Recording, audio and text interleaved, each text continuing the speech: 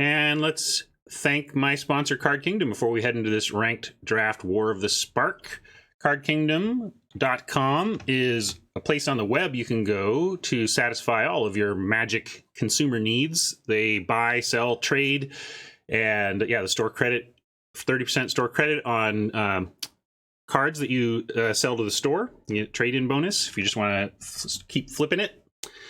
And let's see, they're my local game store too. I'm just like, they're so easy for me to talk about because like I went there this weekend.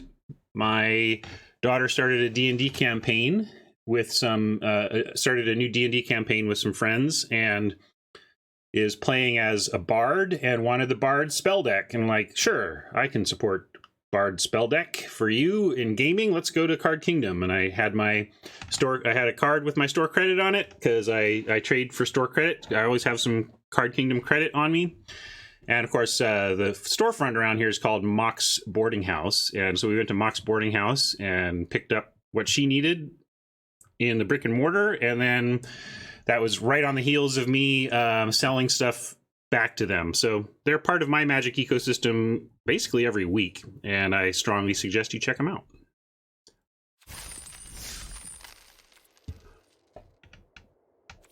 All right, what do we got here?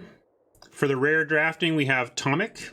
Not an unplayable card either, just kind of like uncommon type power level at rare because of a weird land clause. I guess 2/3 flying for 2 is above the curve even for uncommon. But look at this, just a long line of white across the top. That's kind of funny looking. Look at this. Wooburg indeed.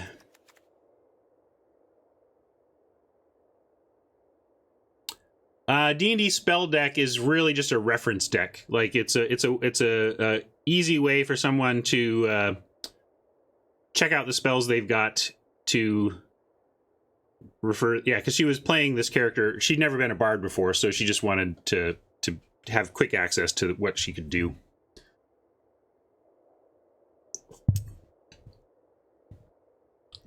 Even Eternal or Callous Dismissal if we don't rare draft. Yeah, that would be... Yeah, I would take Aven Eternal. I think... Yeah, this is the Luis and Marshall were talking about the relative power level of these two cards. Luis is super high on Callous Dismissal. It's certainly been rising in my estimation. It just punishes a lot of the things that other people are trying to do, and the Amass 1 is no joke. Like, it ends up being a mini mana war, you know? But Aven Eternal also has the same Amass 1. I don't know where you guys are at on these two, but we will take the rare because nothing here is insanely powerful. And heck, if we end up white, we'll even play this dude. But I don't think anything here is especially not knowing what colors we're in, is worth more than 20 gems.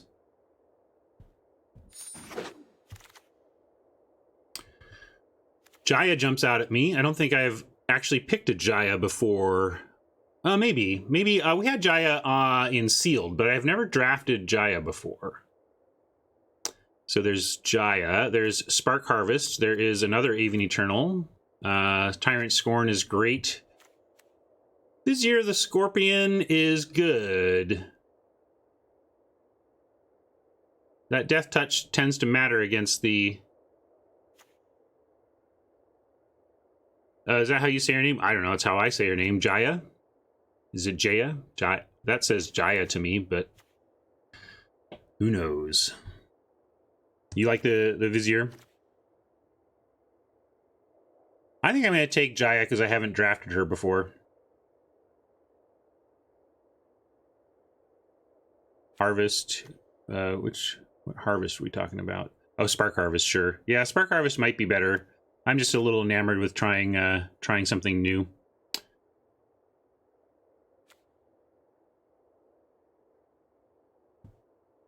Yeah, I'm not sure of the official pronunciation of this Planeswalker's name. Yeah, she would be much better at 4 mana. That tends to happen when you shave mana off of cards. Yeah, I'll ask Marshall later. All right, I'm going to do it just because that's where I'm feeling. I think all of your other picks are reasonable options as well. That's just where I decided to go with this. We have a Spellgorger or Bond of Insight to head us toward... The Spellgorger matches here, but frankly, this is kind of like a blue-red card anyway. I guess I would play Spellgorger in just about anything that had enough non-creatures, but obviously blue-red is excellent on that. So yeah, let's follow up Jaya with another red card. Leyline Prowler is great, but we can toss a Conjurant on the pile and know we're going to play it. And there's nothing else amazing here. We'll see what... curious what of this stuff wheels. I'm hoping that lot of white cards we shipped to the left sends bots into white. Yeah, there's Arrow. Here's me like ignoring white cards again, but I don't think, especially since we don't know exactly where we're landing yet, I think we take the Conjurant.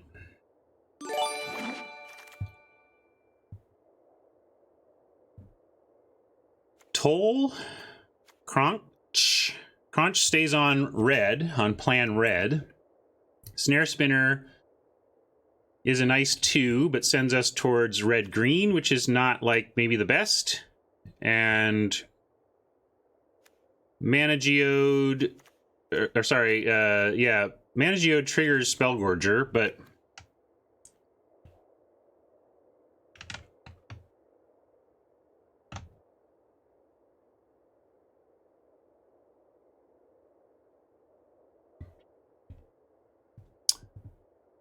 Yeah, Crunch stays on color. That's what I was thinking, Tenno. I'm checking in with chat here. If it was a globe, I would be interested in a globe, but this is the geode, not the globe. I don't think we want that on 3. Okay, yeah, let's stay on color. Let's stay red and see what the packs tell us to do from here. We can even take... if you take a Rampage, it's not that great. It does tend to pick off, if they only have like 1 or 2 Planeswalkers and they're important ones, you can kind of pick one of those off, but this is more a constructed card. And also, as an aside, this is an example of R&D designing with Arena Best of 1 in mind, I think. We're getting to the point where the sets are starting to have cards in them where the philosophy of elevating Best of 1 to more legitimate Magic status is on the mind of R&D. And you get cards like this that, in Constructed, are very main deckable, despite being narrow in what individual mode you choose, but by piling on the modes, you create something that's main deckable in Best of 1. So yeah, you just want this to be good, especially like, hey, we're red, it's a gold uncommon, but it's like, it's just not that great. We could take it anyway and still probably run it, but ugh. Yeah, the new Naturalize, same thing. So I expect to see a lot of modal sideboard cards that are being pushed towards Best of 1 main deck status. Yeah, we can take Beacon on a possible... Yeah, I'm going to take Beacon. That's a good... Like, I didn't... The other thing we do is take Silverwing. We don't know if we're going to end up blue where we'll get better flyers. Actually, I'm going to take Silverwing. I think I like a surefire but marginal playable over a splash enabler. And a very specific splash. So, yeah, I'm going to take Silverwing. Yeah, Peacetime is right. Flyers are very needed in the format, so let's take it. We can pick up Contentious Plan as our first blue card, or we can just take Trusted Pegasus, and maybe we have a weird Boros aggro deck. Is that a real thing? I mean, this is the best card in the pack, right? We just gotta take it. Don't make me do this.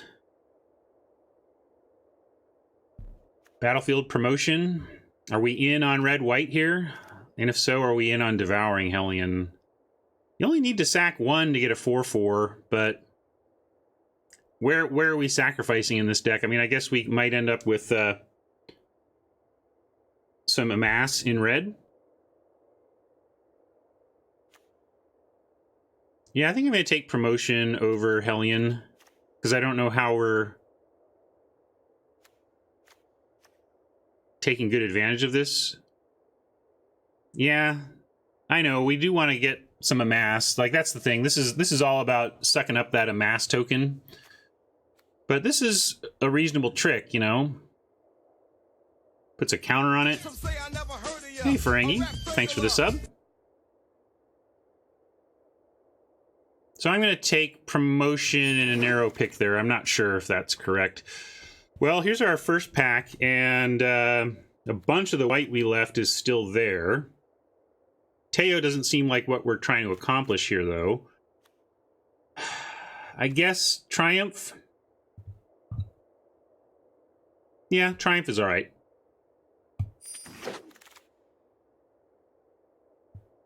Hey, Rising Populace, late, not bad. All right, fine. You're twisted. We did find the open color, I think. Bond of Discipline. Tap all creatures your opponents control. Creatures you can control gain lifelink. So this is like a bad Cosmotronic wave, if we want to go back to GRN type stuff. And I don't think we need a bad Cosmotronic wave more than, yeah, just adding a solid birdie. It's a flyer, it blocks reasonably, and the activated ability isn't nothing if you get to the late game as well. So yeah, we'll take that. Draconis, welcome. And like, we didn't even get any more red, really. Like, we could abandon red at this point. I think all we know right now is that maybe we're just mono white.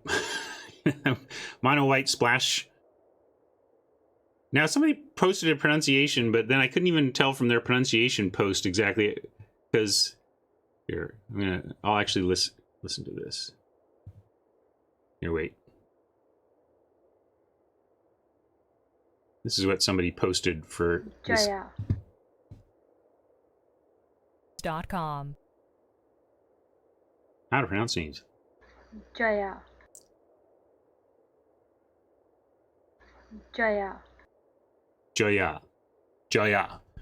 Boy, I'll try. Jaya. I don't know if I can. I don't know if I can do that. I try to pronounce names correctly, but that one's not going to roll off my tongue very smoothly. Jaya. Yeah.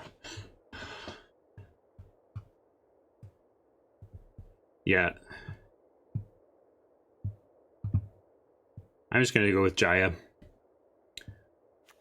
It's the only way I'm going to make it through without stumbling. Okay, here we got nothing, so we'll take nothing. Ooh, well, like I said, we found the right color. It's not anyone's favorite color, but it's what we're being forced into. We have, we have one battlefield promotion. We have one war screecher.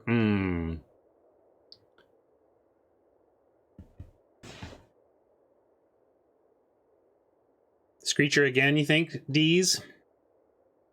Yeah, creature over trick. What am I thinking? I think that's pretty clear, actually. Again, this format, it's very easy to end up too low on creatures, because if you try to fit in too many of these and too many of these, suddenly you're out of luck. So yeah, we'll screech again.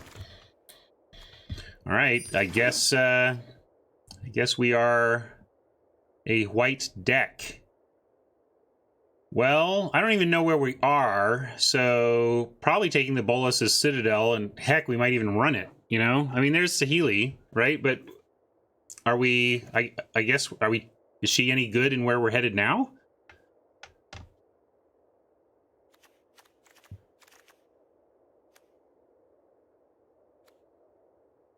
Yeah, I'm more like Citadel for the gems, and maybe we just end up black-white.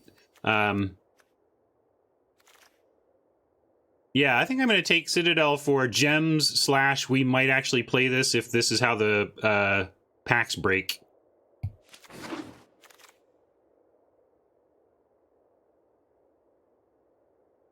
But here comes choice, because yes, we could take Spark Harvest to chase this Citadel, but we do have just a Triumph now that goes with 3 of our spells instead of just 1.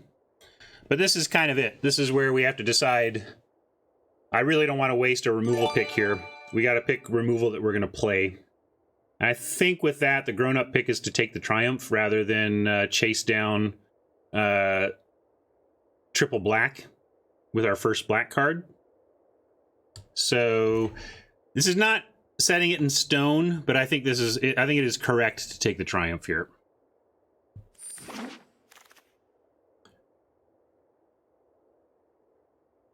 crunchity crunch, but here's a Divine Arrow since I guess we're in white.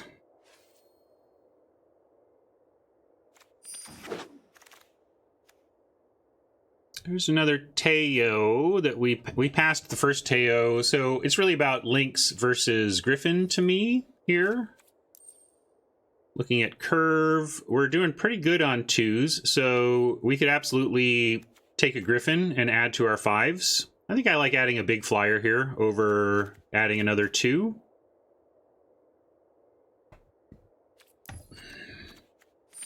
If we were low on 2s, I would take the 2, but we're good on 2s. And we get a nice Wanderer's Strike here.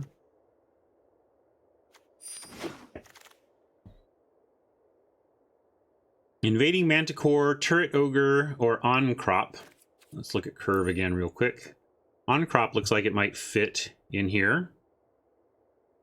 Yeah, let's get rid of this. Manticore is also certainly playable, but so is Invader. And this is actually the best deck I've had for an Oncrop Invader yet, in terms of being aggro. And I like the Turret Ogre as well, but I particularly like Turret Ogre in decks where the reach is important. And with Enforcer Griffin, Trusted Pegasus, Battlefield Promotion to pump up 2 War Screechers, I'm just not worried about the air. So I'm inclined to go with Invader here.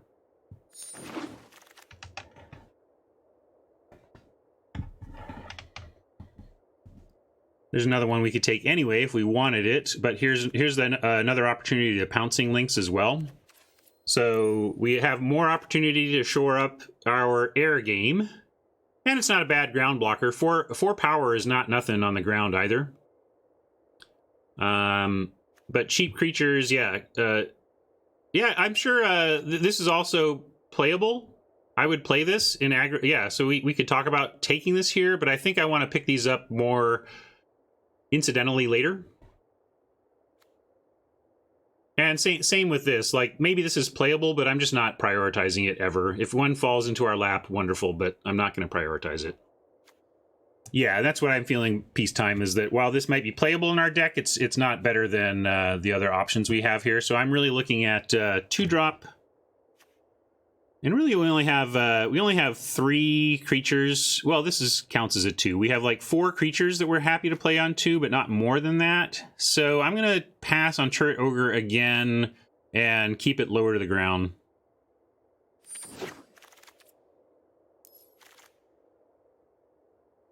Guild Globe does not feel correct for what we're up to. Chain Whip barely does, but I guess we take Chain Whip.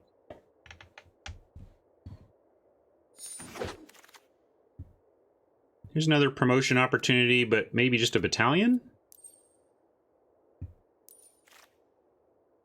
Cabs in the house here. Yeah, I'm going to take battalion. This all feels so meh, but... And I like Light Shield over Initiate. You want Initiate, Raptor? I have not been impressed with Initiate. I mean, I guess we have Defiant Striker that we might play or whatever, but what are we really doing with this? With Hellion? We don't have a Hellion. We didn't take it.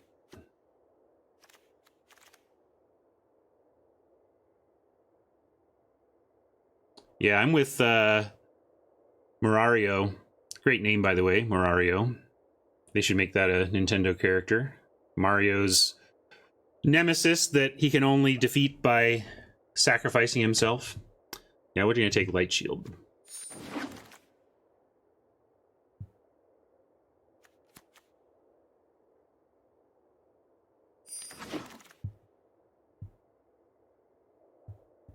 That's where I went with it anyway. I don't know if you meant a mashup between Mario and Moriarty, but that's how I read it. Oh, look, the Lynx came back.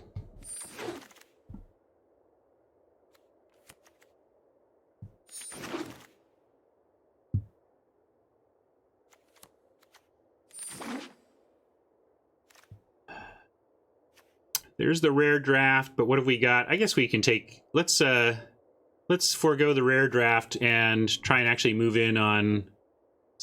Well, this isn't even very good. We probably wheel this, don't we?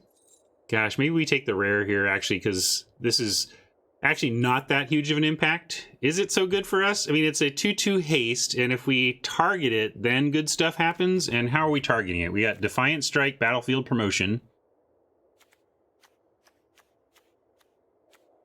Light Shield, is it spell or anything? Spell. So, Light Shield doesn't count. Yeah. Yeah. But let's talk about the difference between Peacetime Fawn started with Legionnaire is so good for us, and I think it's a notch below so good. We're not that far apart, I don't think. I just don't know if it's actually that amazing for us.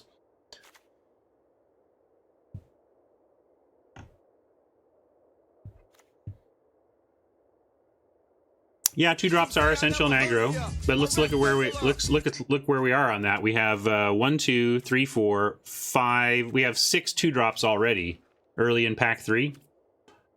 I'm gonna rare draft.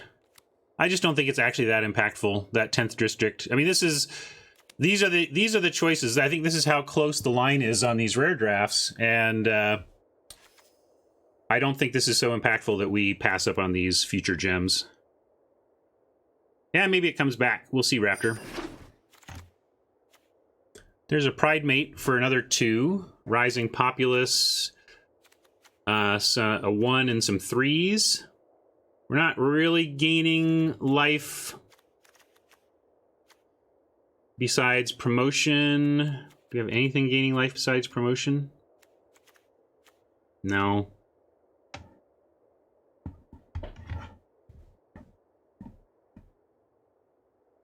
Yeah, I think we take Rising here. This is just a 2/2 for 2 effectively right now. So let's take Rising.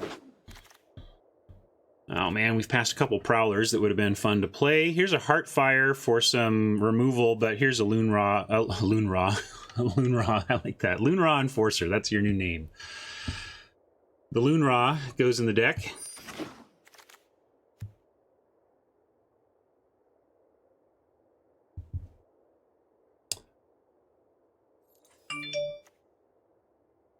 You shut up, phone. Nobody wants to hear from you. You take Ravnica at War for the rare drafts. What do we have for a Grateful Apparition? I guess Apparition has some stuff going for it. I don't know if it's better than 20 gems, though.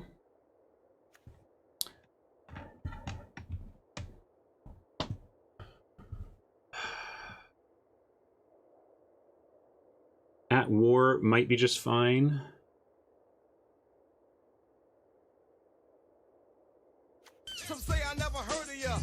Oh, I don't think we're playing this.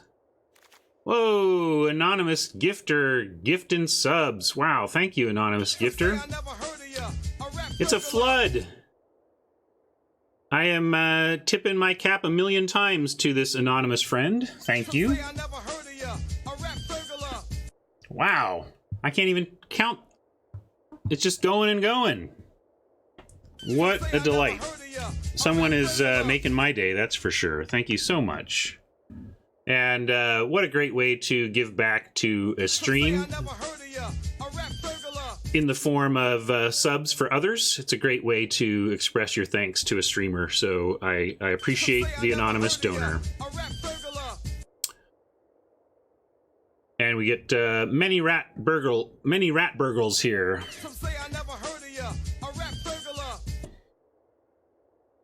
All right, I'll take the Apparition. I think probably this is worth more gems to us than Apparition, but we'll take it.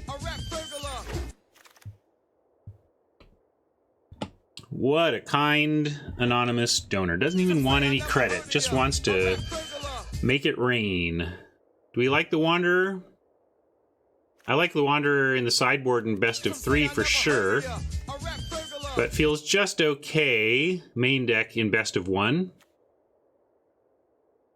And there's another Rising Populace, yeah. Do we need more 3s? Or we don't need, but it's a pretty good one. Like, we could get rid of Battalion.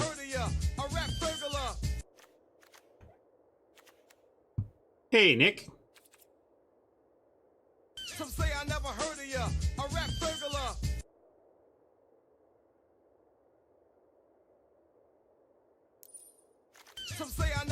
Yeah, Battalion and Populace both work with that. Let's go all in on Populace here. Another strike. We can actually play this, but I don't think we want to. So just a strike. Ooh, nice. Here's a 2 we can get behind. Oh, but there's a Heartfire that I would like to add as well. Oof. Y'all are going to be sick of Public Enemy by the end of this sub-dump. How could you be sick of Public Enemy? Yeah, I think we take Rager, but I really would love some removal. We do have a couple of strikes, though, so it's not like we're without. We have Triumph and a Arrow, so it's not like we're out of removal or anything. And I said we're all in on Populace. I guess we get to put that to the test. Are we running 4? Oh, man, I'm jealous, Tenno. I've never seen Public Enemy. Hey, look, it did come back. So who's the genius now? I don't think that makes me a genius, but it did come back. It's not going to be stuck in your head all day. It's just going to be literally playing into your head all day, apparently.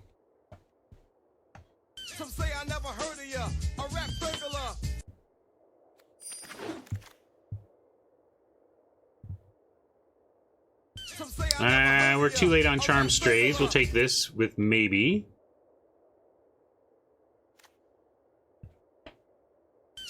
Was that 50 subs gifted? Thank you, Anonymous. Jeez. Yeah, we'll take it. We'll run them. We'll try this. I don't think we're ever doing this, are we? Or this.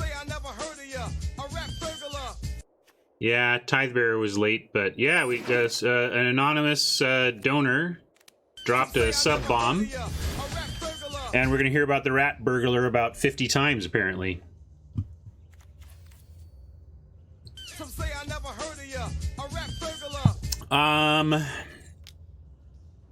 We did have 6 rares and 4 mythics. We could have gone and made some gems, but as I said, since we intend to fill out our rares and mythics, it doesn't really matter when we drop these in the bucket. Splash Citadel. Yeah, we're not going to do that. We are going to make some tough cuts. Look at this. We got serious cuts. Should we just try super low to the ground? Heck, we could cut all of that for science and try like a 14 lander.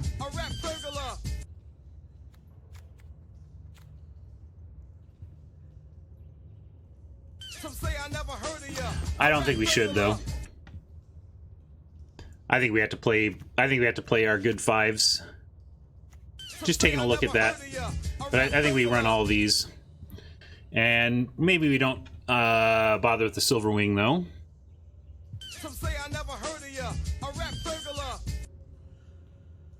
Yeah, Initiate on 1 is gone. I don't think we're going to be able to fit all of this. Assailant is gone.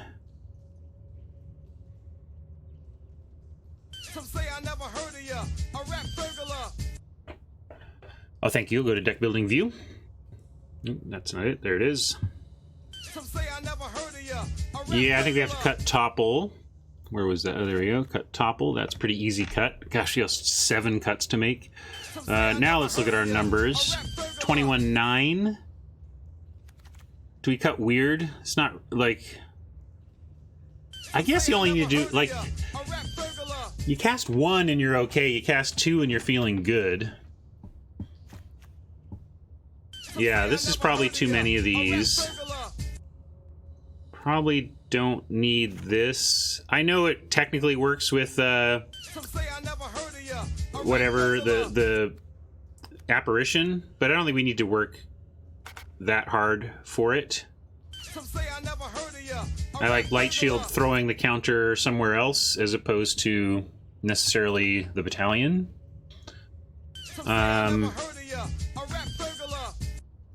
This is very funny. I think our anonymous donor just really likes Public Enemy. 2 war screechers too many. Maybe we have enough 2s now to cut one of those. We certainly picked up a bunch. So yeah, I could see cutting...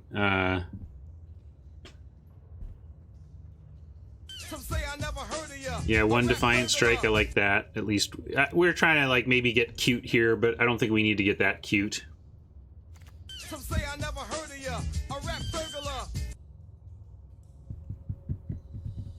Still tough to find your way to 40 cards here. Oh, I guess we can cut... We should go... there's a lot of 5s to go to 16, and it's not like we're cycling, but maybe we can be a little greedy and go to 16. You get that cool icon next to your name there, Badger.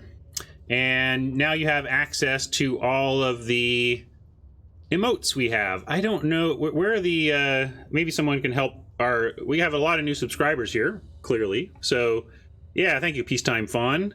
So now if you hover over any of those emotes, you can see the what you need to type to make those appear. And now you have those available to you.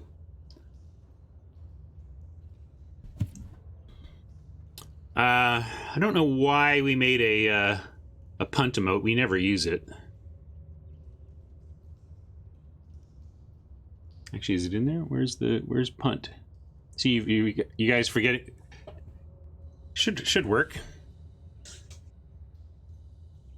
You got to capitalize the word after optimal, and then it'll work. There you go.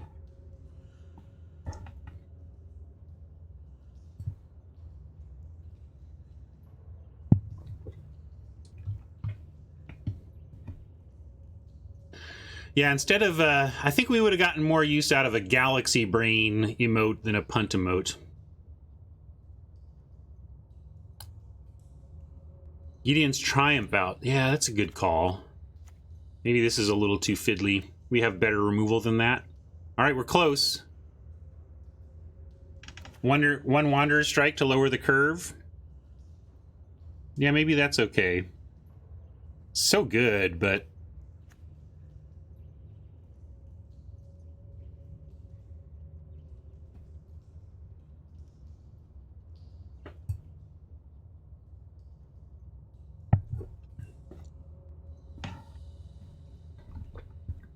Oh yeah, Triumph is 3 damage to creature or planeswalker, which... Yeah, I'm with Colin. That's why I haven't submitted. I'm not sure I'm happy letting go of that strike. This is a pretty important card. Yeah, and then Weird gets worse. I'm kind of inclined to almost just do that and give up on the Weird with 7 non-creatures.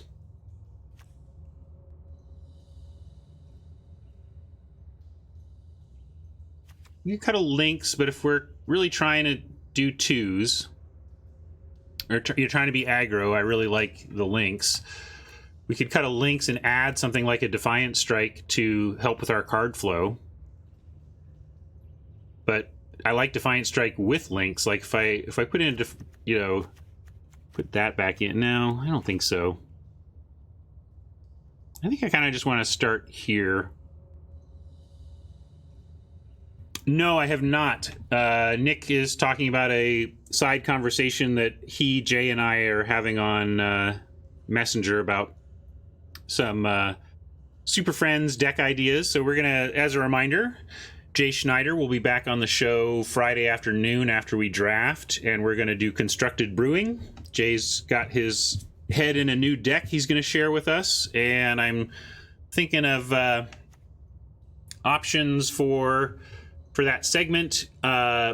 One thing I've been thinking about is at the end of the segment, putting it up to a vote to kind of have chat decide what card Jay brews around the following week and then brings back what he's come up with the next Friday. That's something I was thinking would be fun. Griffin for strike. Yeah, maybe Griffin is the thing we don't need. That what these do as a top end for aggro is, all right, we curve out and then clear the way, right? Whereas Enforcer is just adding to the curve out. So if we were going to give up on a creature, that would be a reasonable one to do. And I think Defiant Strike, 2 Defiant Strikes plus 2 Pouncing Links will set up some effective 1 mana 2-for-1s. I bet we get some people with that if we put 2 of those in. Peacetime really wants the Griffin though. There was a suggestion of maybe cutting the Populace for it. And it's true that, like, Populace, if you have too many of them, they all sit around as 2/2s.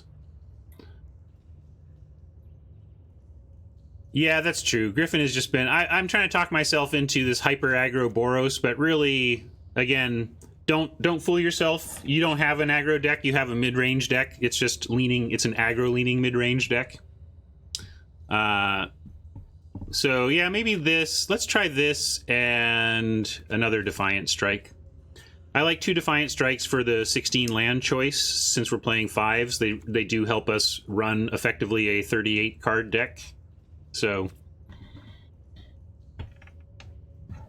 let's try this, and we'll throw Conjurant at 3. That's where we're gonna... Oh, Conjurant will be our 4-drop. What are we calling this? Boros, I guess.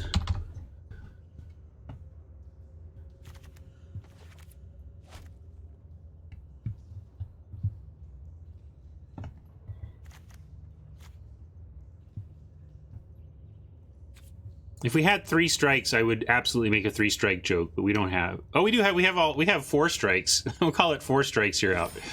Oops.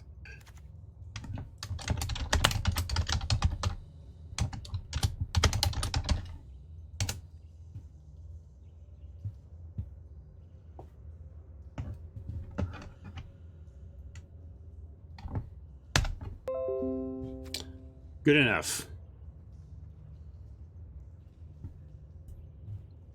I think I like the Spellgorger cut. I don't know how we're at 7 or okay, 8. We did put back a strike. Man, we're having trouble finding the final build for this one. I'm gonna here. All right, we'll make that the strike, and when I run 4 Conjurants, I think I'd run 4 Conjurants. They're anything. They're a 2, a 3, a 4. You know, they just pop in wherever you want on the curve. The floor on Conjurants is as high as it gets for a creature, basically, because, you know, we talk about the floor, like the worst. What's the worst case scenario? Like in the worst case scenario for the Enforcer Griffin is that we never get to 5 mana and can't cast it, right? But Conjurant's worst case scenario is you made a Desperation 1/1 blocker, you know, which is pretty high for like a true worst case scenario for a creature. I'm going to try the Apparition. Let's, you know, I'm going to not overthink this. I would rather get to playing. So let's go play, and we'll come back and make changes after we give it a game or two. All right, here we go. Let's dive in. Go to Battlefield and update this record.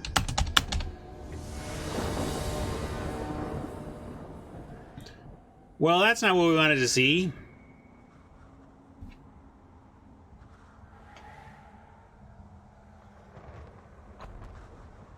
I mean, we want to see a Plains, then this would be fine. I think we keep, though. We got enough to do. We got this, this, and this that are all castable off of any land, even another mountain. A auto pause on 1 of any color often means a Conjurant. That's one thing to keep in mind. Frequently doesn't matter that you know that they might have a Conjurant, but you know.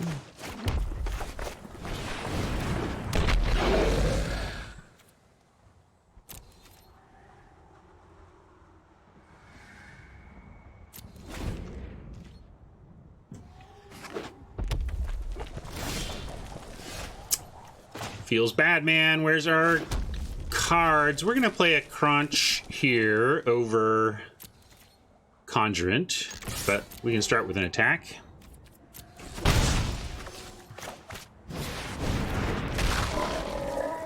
All right, plains off the top, and we play a Conjurant on 4, and then find any land for Enforcer on 5. Ooh, I guess we... What would I take? I would take the Conjurant.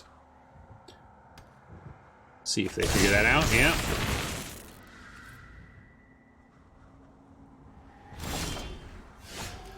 Hey, we got our plains.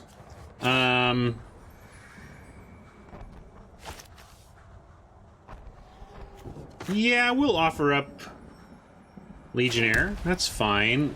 And then we have and Tybalt. If they want to block Tybalt, that's fine. But then I think we take out... No, we... yeah, Argo's on the stack first. Then they would make their... Yeah, I'm just working out. If they double block Tybalt's Rager, it dies. This goes on the stack. But do I have to choose when it goes on the stack? I'm just trying to figure out if I get to kill the Amass token with the Rager ping, and I'm not 100% sure. But let's go for it. Yeah, because we can totally pump it.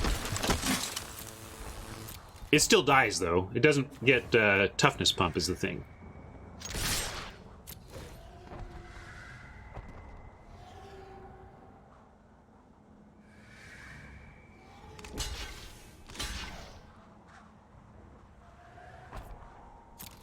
So we'll pump, and then I guess we'll find out.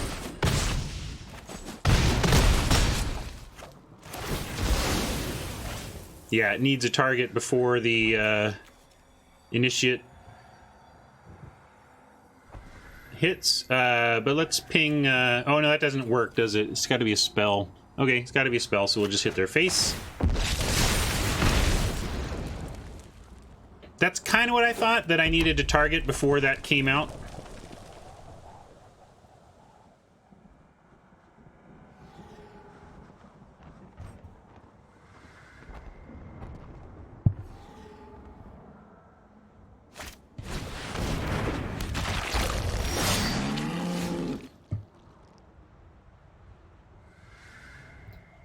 Someone was asking about first strike on your turn only. I love that shift. First strike, I think, was always intended to be more of an offensive mechanic. You know, this enables this aggressive creature to attack.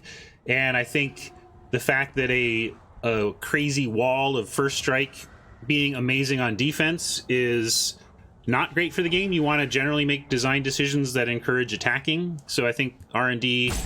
switching to that philosophy is good for the game. We can light shield here on Crunch, and then it cannot be traded for. I'm going to do that.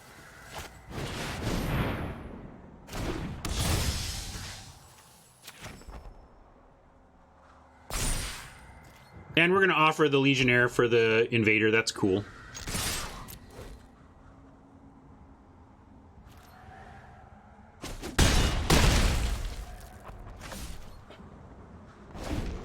I'm not surprised they didn't block the Crunch. Surprised they didn't take the offer for the Legionnaire. Maybe they've got something coming. Biter Blossom. Imminently beatable when Biter Blossom comes down this late.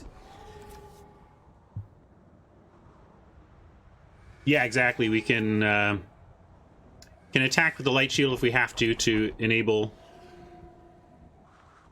Yeah, I don't know what they're thinking. I think they're just casting their spells, maybe trying to get this big enough to do some defensive work. I mean, I kind of get it. Like, you got to figure out something to do. If we all out, or if we just attack with these two, they probably have to put these two on the Crunch, and the Legionnaire gets through, but then we drop a Griffin, and that all seems fine.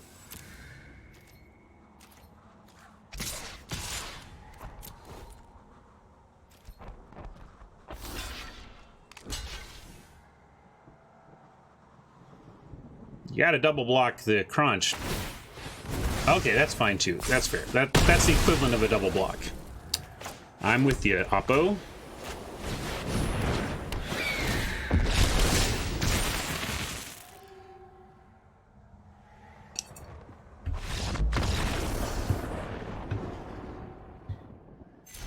All right.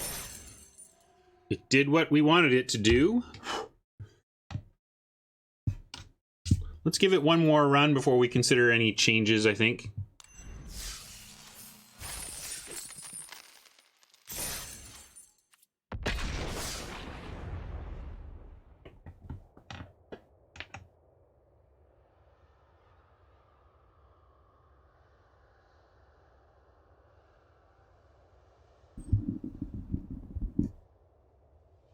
Good Time Zone Mythic Punk, thanks for joining us. Catch up on some chat here. What do you got? What do you got, chat? Some say I never heard of ya. I'm that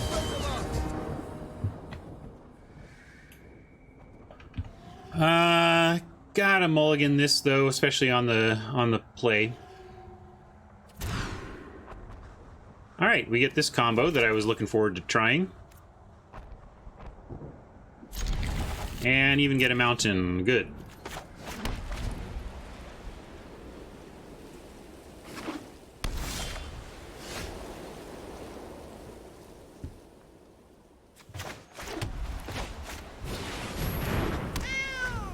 Now I want to see him play a 1-3. Play a 1-3. Yeah! Although it's going to be utterly transparent that we've got something up, but I'm going to do it anyway. Oops, oops. All right.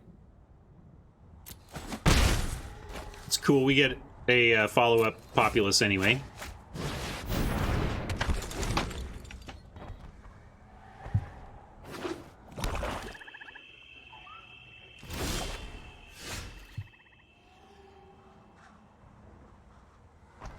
I'm going to tank it a little bit here for drama. And then head in like that this is a tough choice or whatever. And then we attack with both and see what happens. They've got 3 up as well, so let's keep that in mind. We could be facing an arrow or something that could get us as we try to get them. But I'm going to try.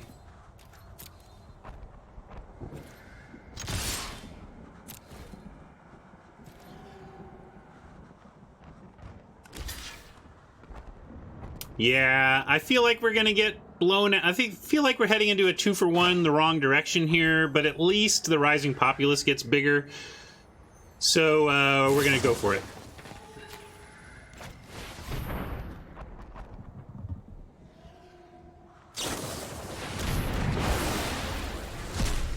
Oh, we didn't even get the Rising Populace out of it. So this is why I kind of don't like combat tricks. I feel like one of the places I've disagreed with chat a lot historically on picks, especially like in previous formats, has been on when to take combat tricks. And what you just saw there is why I generally just avoid them. You've got to go for using them in leverage spots like that, but then you can get just reverse blown out so easily.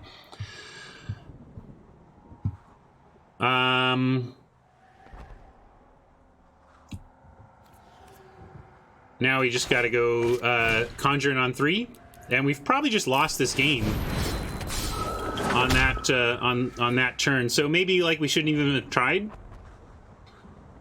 if it was that swingy. But also, what's losing us the game is that we have 3 of our 4/5 drops and no mana.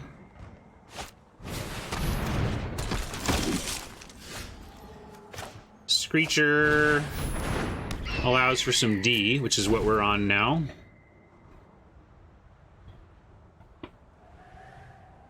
No, we didn't end up with any ogres. It's kind of by design, though. Now I think we may be facing some tricks from Oppo that are going to work, but we can't play around them. All right, that's good for us.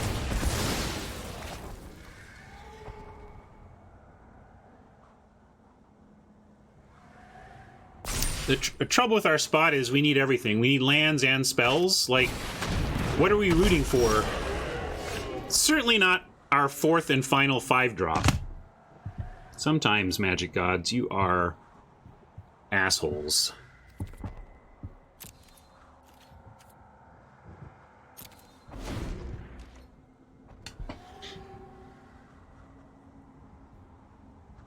But we're in this weird spot of now, like, rooting for 2 lands in a row just to get the rest of our hand online. Fortunately, if they do nothing else, we have some time for it, but they're not great.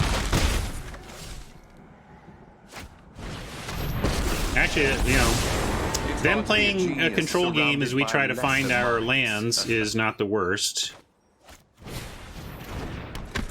And neither is Law Rune for that effort.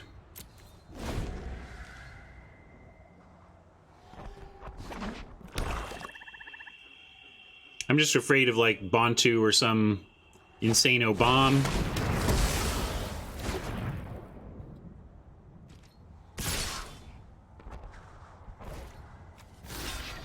Still not in a horrible spot. We get to start enforcing, but we really need to find land. Although we get to play this at least, so that's real.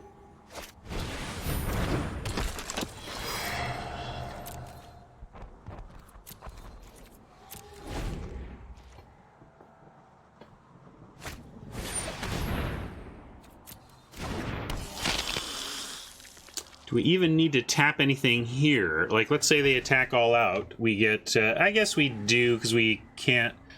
I don't think they have good attacks, though, is the thing. But we'll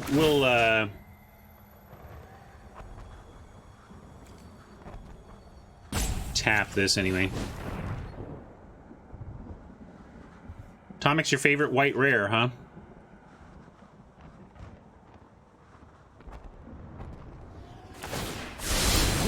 Tomic's my favorite white uncommon. I'm excellent, and you're, well, not. All right. I still think that's John Oliver. God, they should get John Oliver to be Dovin.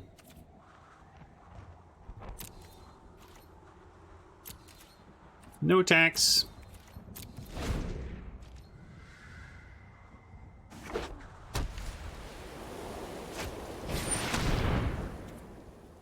Big boy. That's probably gonna have to eat a strike at some point.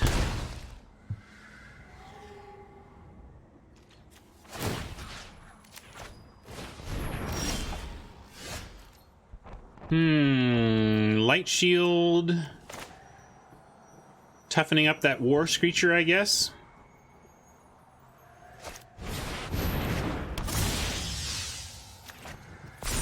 And then we have Light Shield blocking the 2/5 and Enforcer tapping the 4/5 and the Sky Defense in place. So we're stable-ish. We're stable on the current board.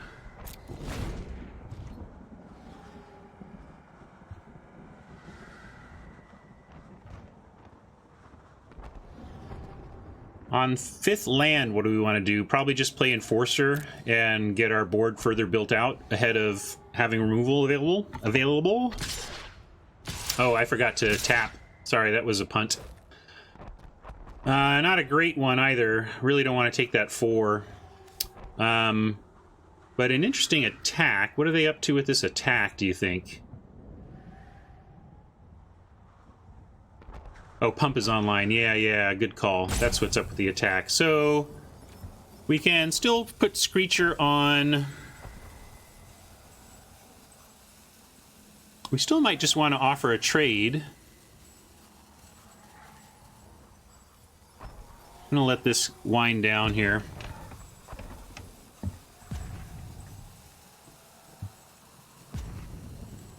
If we do that, we lose Tomic. We trade Tomic for the Silver Wing.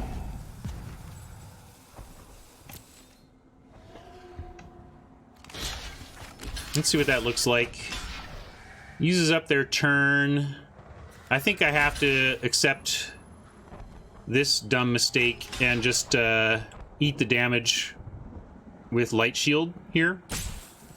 Unfortunate, but hopefully we'll get land and then be able to stabilize through this punt. And I do think we have to try and take out this Silver Wing. And Dovin isn't stopping anything from doing damage, so yeah.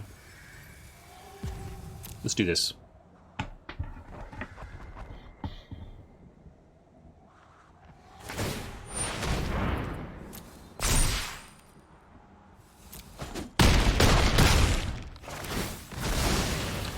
Not good, Ryan. Use your darn tapper. All right, Fiddles, we'll see ya.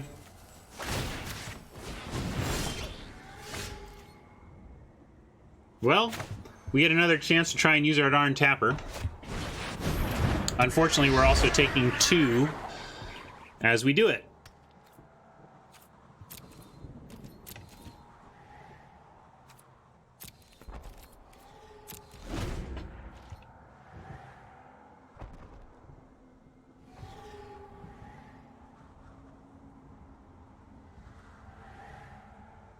We'll see. They might not have great attacks here, now that we took out one of their flyers.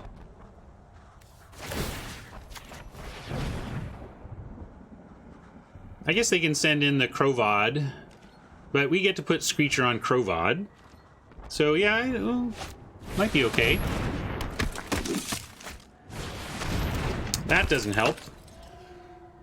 Now we're gonna get a land and... Yay, question mark, but what do we do? Because we can play from our hand here, but then we're down Enforcer. So maybe we just have to use this turn to exile the Giant, since we can't tap it. And then we'll have Proliferate to get this to a 3/5, which should be enough to ward off some attacks.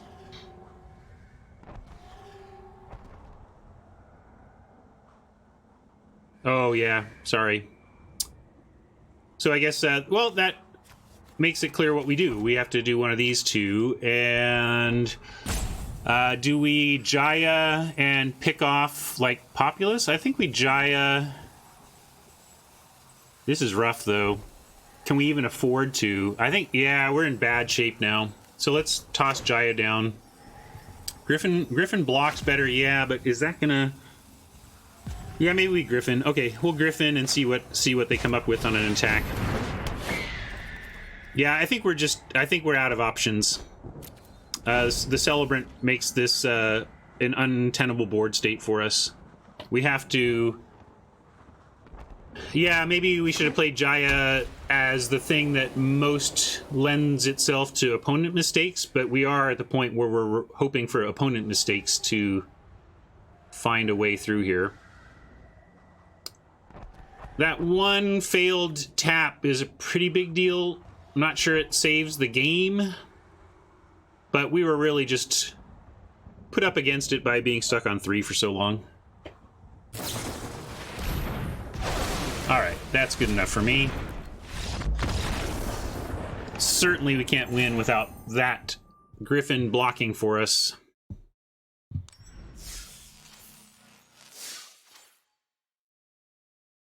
Well, that wasn't great. Mix of bad luck and bad attentiveness. No, I'm not going to cut a 5-drop just because we had the unlikely result of literally all of our 5-drops in the first 13 cards of our deck. That's just not a common expectation. We have effectively a 38-card deck with the cycling. So I'm not going to do that. We're going to go back in. Yeah, we could review the deck one. I guess not. We'll review the deck after this. I like it, though. I think it's fine for what it is. But this is just... Come on! This doesn't happen to anybody else. It only happens to me, and I don't know why the game hates me this much.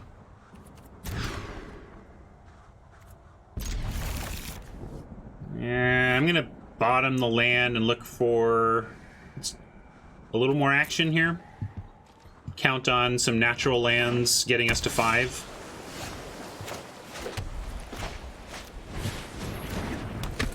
Dionysus, we're playing 15 right now, or 16 right now.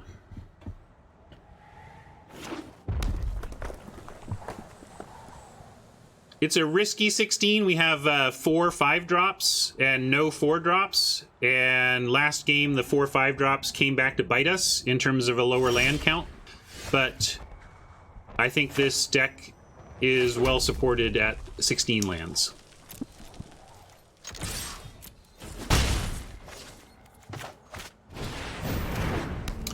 Light Shield putting down a counter on the Lynx should be good.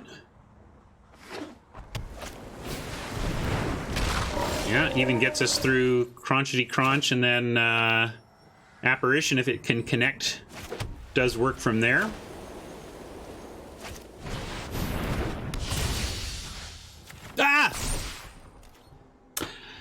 that was kind of a streaming mistake, because I was looking over at chat, and when I looked over at chat, you know what creature was right here? Lynx.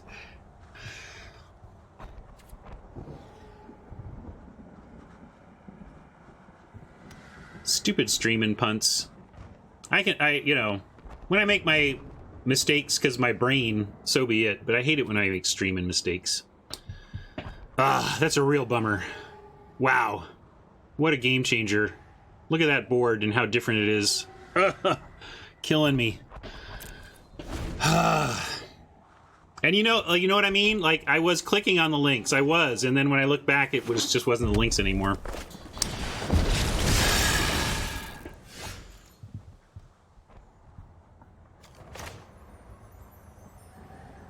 Well, maybe we'll make a massive light shield that's going to do tons of work in this game. But come on, auto tap, set me up with some kind of a bluff, will you?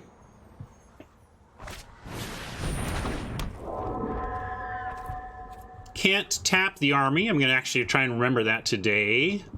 No need to tap the crunch since it doesn't create an attack. Ah, I'm bummed. But gotta move on. No, I'm not helping myself by being bummed in my head about a mistake that's already in the books.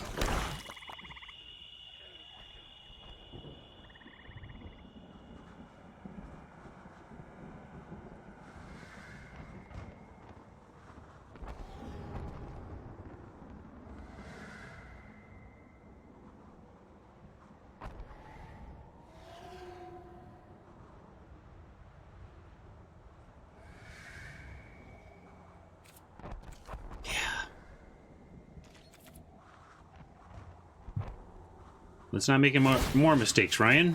Focus. See that there again. I started to dwell on it again, and almost, while dwelling on the mistake, made another one. So stop it, Ryan. Now, I don't actually want to put the light shield at risk for 3 damage when Apparition is going to start to make it big.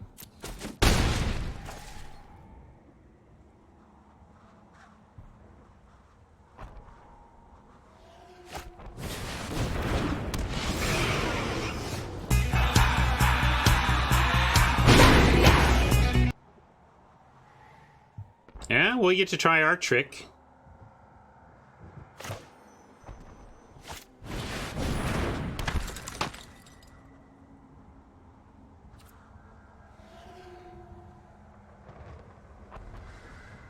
Although, again, it becomes obvious when we attack with Lynx, but not Apparition. But still gonna do it. And yeah, I'm just gonna do this. See what they want to do. Of course, that. That's all right. We're gonna leave the strike and tap instead here with the Enforcer. I don't want to tap offensively. I want to tap defensively and then have it lead to offense the turn after.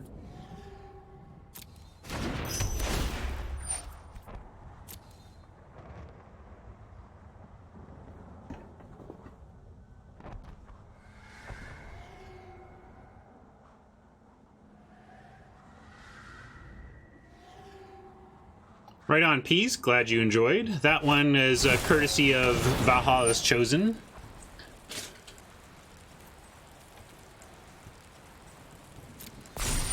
That's annoying, but we're going to start tapping that.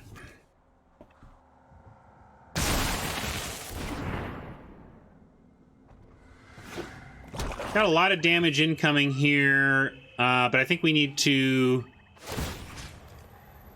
take it and see if we get bailed out by a Wanderer's Strike, which will help with this situation.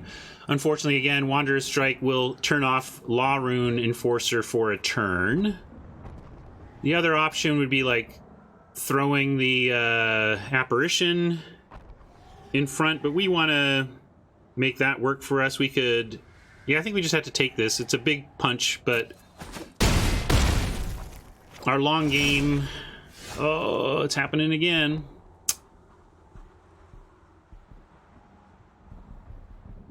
So I think we have to Defiant Strike. And we just do that on offense here. I guess they have 2 mana up. Is there anything I should be worried about? I guess they could even... Maybe we should put it on the thing we least care if they kill. I'm not going to block with the Populace. No, they have... this can make anything, so it could be any of the red instants, 2 mana red instants as well. But I think they would have used that stuff by now, is the bottom line. So I'm just going to go Apparition. And getting punished by 5s again. We do not have that many 5s. They're just... not being nice. Maybe we even have to keep the Lynx back and offer that as a, like, Lynx, Light Shield, double block. I'm not going to block with the Populace, though, so I'll attack with it.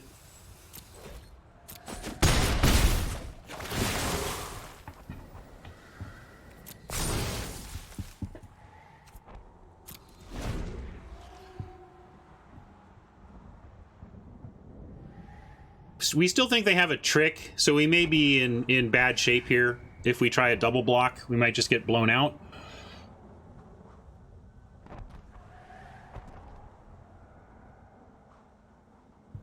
But then, yeah, hopefully at least just doubles up Rising Populace tokens. Well, that's good that they're starting there, I guess.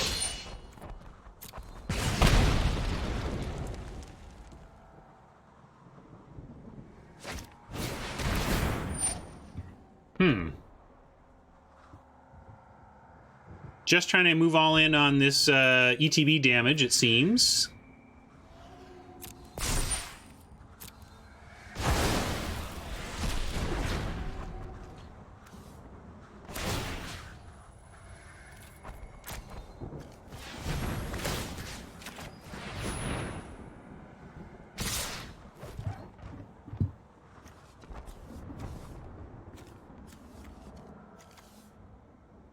Back to the cave. If it was correct before, there's nothing, like, were you arguing it at the time, or are you only arguing it because of a couple of results here?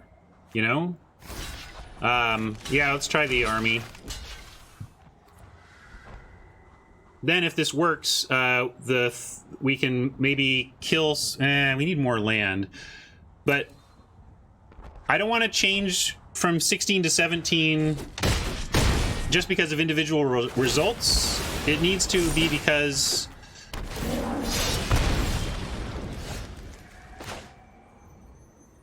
Oh, let's see. We got our land. Okie dokie. Not completely dead.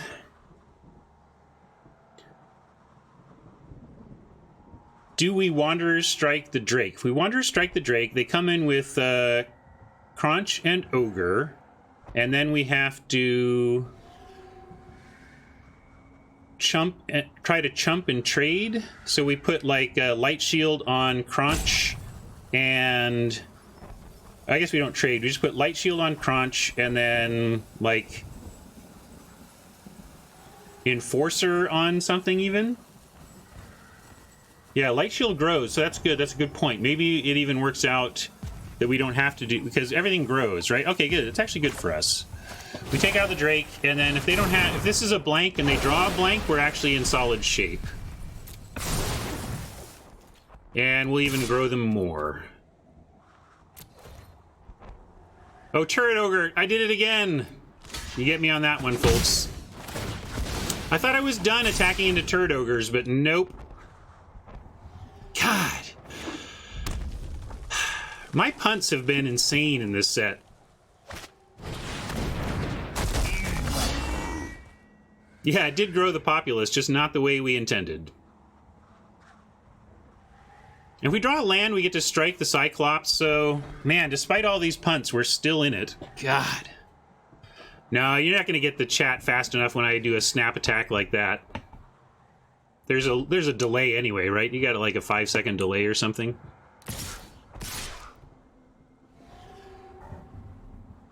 This is crazy. What are they doing? You're attacking as badly as I did if you do this, Oppo. What is that? That's just suiciding your Crunch for no effect? What is this? How am I not reading? What?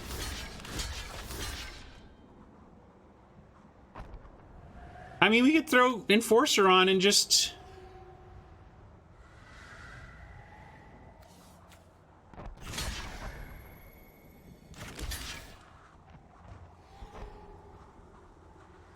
Like, yeah, we could just trade Populous for Ogre, but I'd rather just trade Enforcer for Ogre and then strike here, right?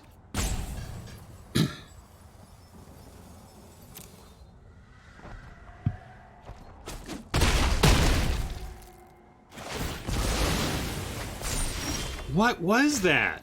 Thanks, Oppo. Maybe just thinking that the Cyclops would be good enough. I guess that's it's easy for us to make the call seeing our hand. I think Oppo was doing that because if we don't have an answer for their activated no block or then although we had 2 blockers, right? Yeah, I don't know. That was weird. But we are we going to play around haste? Because we could just send in Rising Populace. We're still lethal, but then we play around haste. Since it doesn't change the clock, let's play around haste.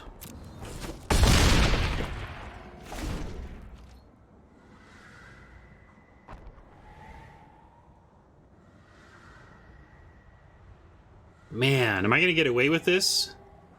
Wow, what a punt-laden game. If I can sneak away with this, oh my goodness. Let's just... Remember that great game we played where I won? Yeah, that was this great game I played where we won. I'm a very good Magic player. No punts at all. How can you punt when you win? I mean, look, we won. Punts and winning never happen together. All right, let's go look at the deck and let's really talk about this mana base, because Back to the Cave really wants to go to 17 land. We made a decision that with a curve topping out at 3, except for 4 5s, that we could risk it, especially because 2 of our cheap cards cycle. So this is effectively 16 lands in a 38 card deck. I think this is a reasonable 16 lander situation. And I granted 4 is a bunch. 4 is but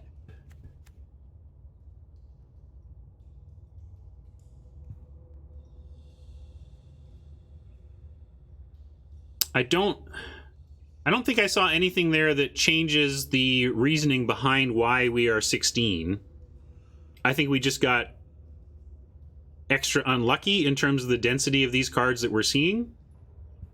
Ostensibly, we should see one of these cards every 10 cards, right? There's a 1 in 10 chance of seeing one of these 5s, and I think that's a reasonable risk when every other card we're talking about 3.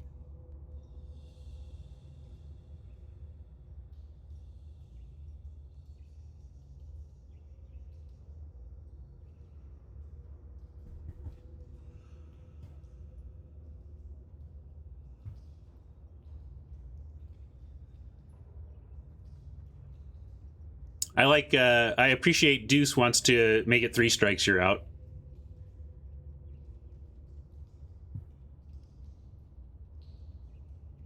Yeah, we are needing. That's a good point. If I do any land change, I think we start there. I think 9/7 makes sense, especially with the double white.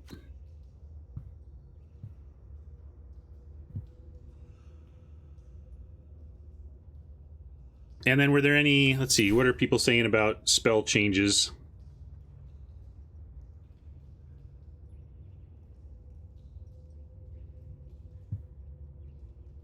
Thought Fools is interested in bringing back the Weird. The Weird is on the edge for sure. Just to take a look at our numbers again. 8, we're at 8. I don't want to give up on the Griffin though. I think I like this change, and then I'm going to run it back again.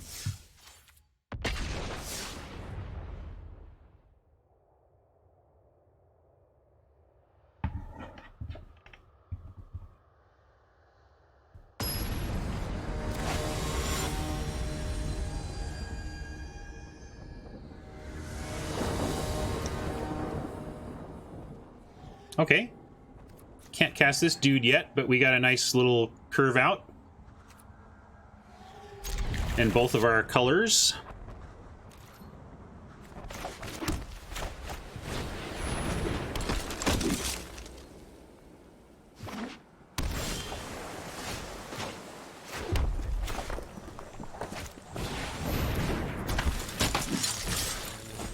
Picked up the land number 3, which is awesome. We get to drop Invader.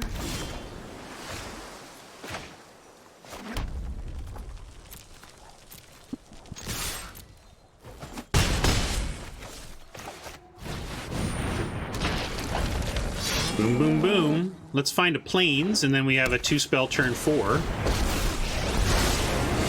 to brag, but my hand's kind of a big deal.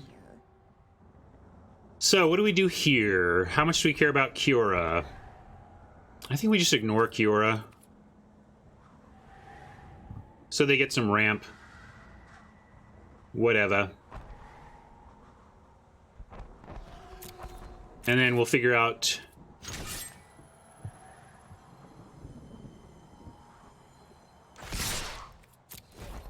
what 2 to cast here. Probably Rager. Then we have Threat of Activation on the following if we don't get any more action. Or activation. We might even choose to activate here.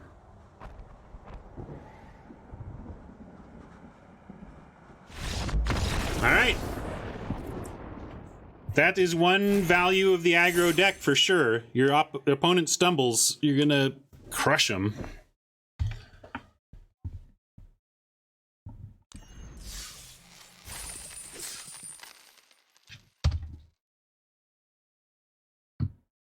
People think the fun police have left town, but here we are.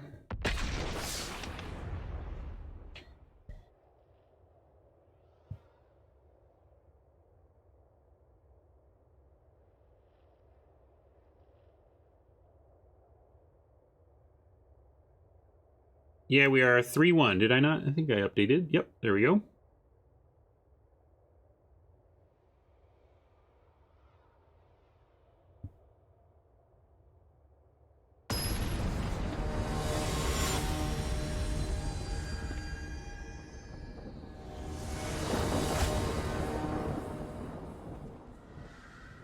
Looks good. Looks very good. If we can keep the links around.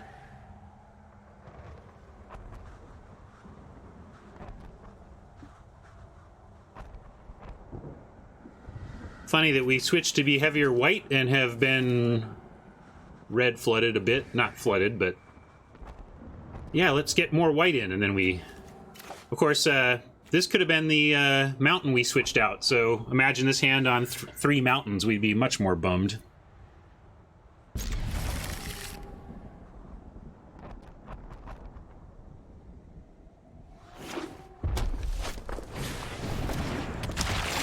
I see. Even faster than us, you say.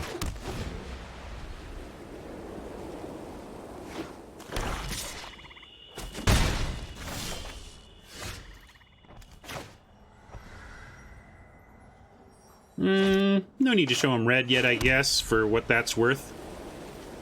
Oops. And hopefully they'll leave the initiate back to trade with the links, and then we get him with battlefield promotion.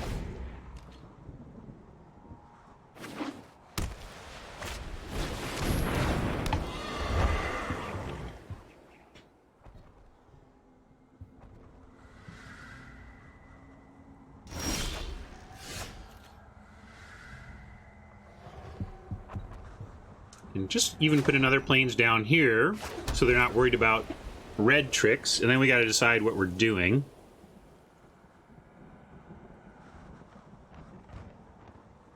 of like Rising Populace stay back, and if they want to race, we have a good follow-up turn.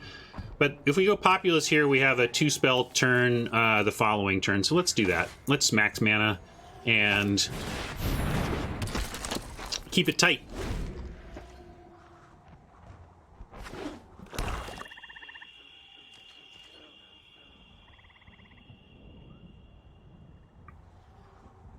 Fought Fools is thinking about Grateful Apparition into the promotion. Yeah, that's a little all in. If I want to kind of get that whole thing going, I'd rather do it with the links. Still don't have a reason necessarily to play a mountain. I guess why bother? We'll show them mono white. I guess the reason to play mountain is that if we draw a Rager, we can go mountain, and we're basically in the same spot anyway. So now I'm gonna hem and haw here, and then yeah, we're gonna go attack in.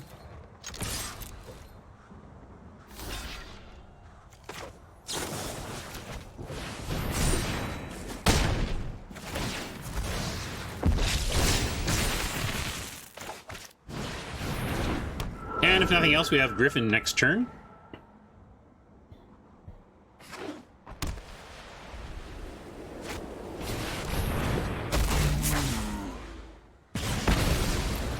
Ow. Man, Oppo's having it all. We had this awesome starting hand that's been picked apart into nothingness here. Still got some good spells, though, and I guess we're attacking with the links.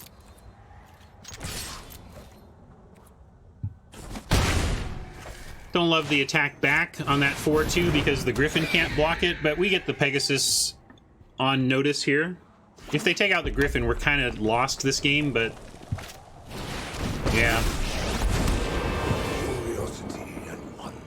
Here's your Princeliness. This is a mythic level Planeswalker in terms of its effect on the game. Shut up, Ugin. Mythic Planeswalkers at Rare are heavily what drives the princeliness of the format. Although, guess we're not dead.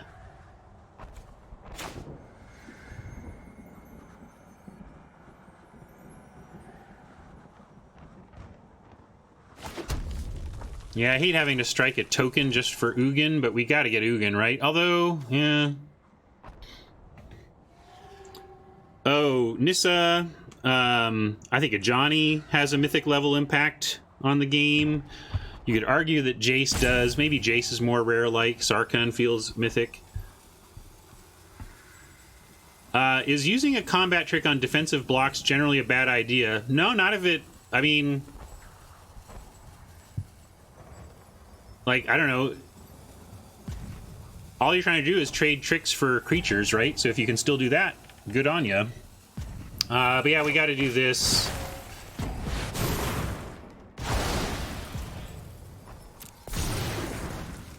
And this.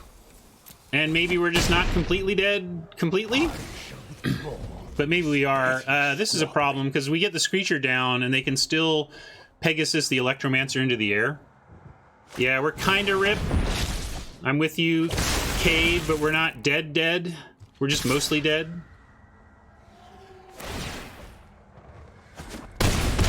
We get removal here, we survive. Okay. Now we don't. Oh, they're so cute. Great opener, just dismantled by our opponent.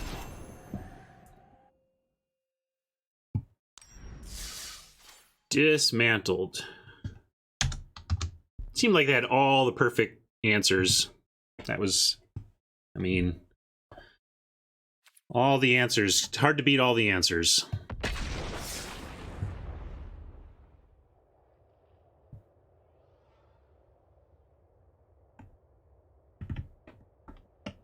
Here's the thing about the rare Planeswalkers at Mythic. Like, they only have... Oh, but they only have 2 loyalty abilities. Right, but, like... all the planeswalkers only have 2 loyalty abilities, really. You know what I mean? Like, how often do you ultimate a planeswalker in limited? You're just rarely ultimating anything. And so in effect, a plus minus planeswalker with a static ability has even more effect than a 3 ability planeswalker, I think. Well, this looks like a good hand too. We can get up to here. See what we can do. We have the strike plus the Legionnaire. That should be a great move. And we're on the play. And we got our 3rd land. So I'm liking where this is headed.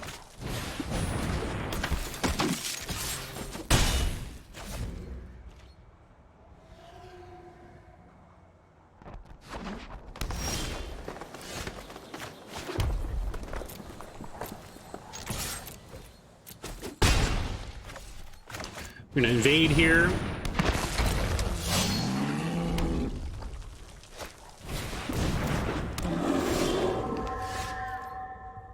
Oh, I'm fought fools. I'm not saying you never ultimate, but you know what I'm saying. The most relevant rules text on your typical mythic planeswalker are the non-ultimate loyalty abilities, is what I'm saying.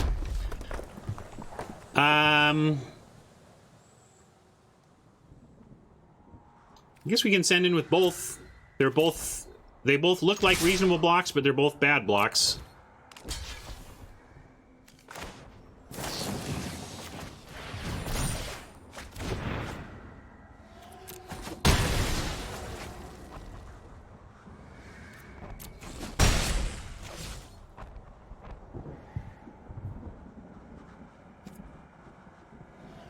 And nothing else to do, though.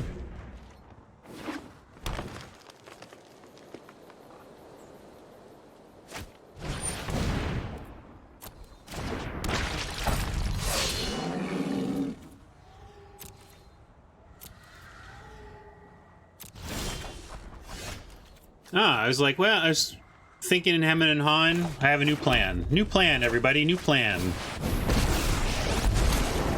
Ready for your first lesson? I have a reputation to uphold. Get him.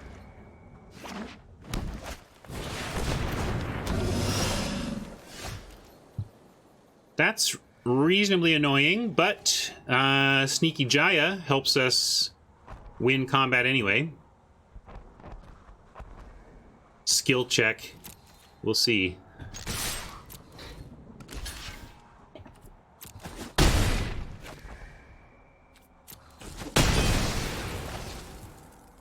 I could have sacked there. Maybe I was just supposed to sack. Yeah, I guess I sack and win, right? I should take wins when they present themselves. We're still in good shape, but I just had the win right there, right?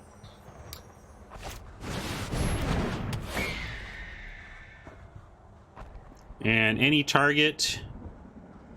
no need to fire her off here. I think we just wait and... Should be able to win this turn, but should have just won right there. That was... I don't like giving Oppo extra turns. That's no good. Alright, we got there.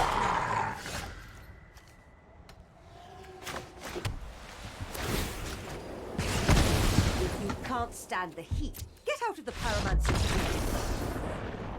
Would we have been? Because they were at 5, and we had 2 attacking 2/2s. They blocked the 1, we sack, and then Jaya +1 turns it into 5 power. Right? Jaya's passive?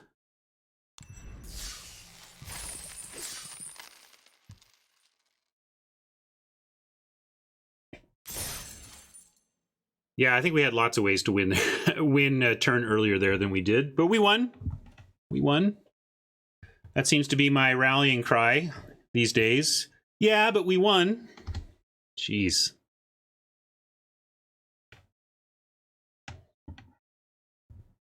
They were at 8 at the start of that turn, so did I completely... Okay, then maybe not. We go 5... Yeah, they were 1 off. Can't remember now. Okay, I'll assume I played perfectly. I like that better anyway.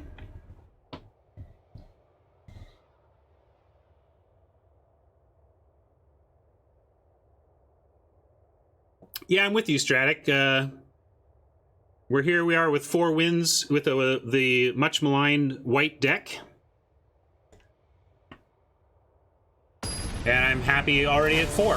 Let's see if we can get to 5, though.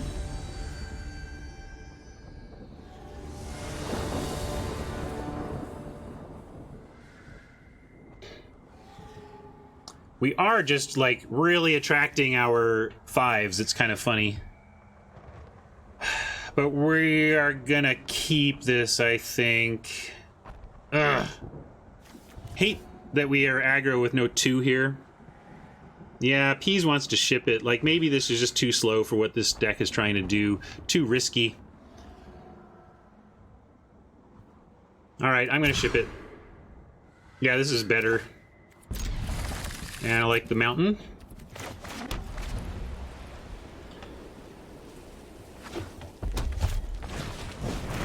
Man, what is it with... Like, suddenly we're at... It's all initiates all day long.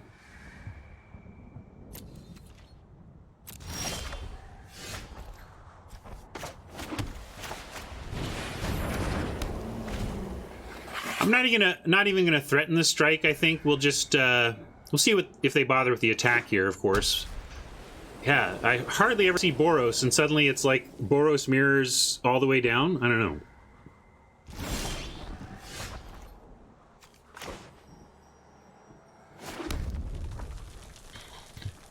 Lead with Crunch or Populous? I'll go with Crunch, and then we have Populous with Defiant Strike on the attack next turn.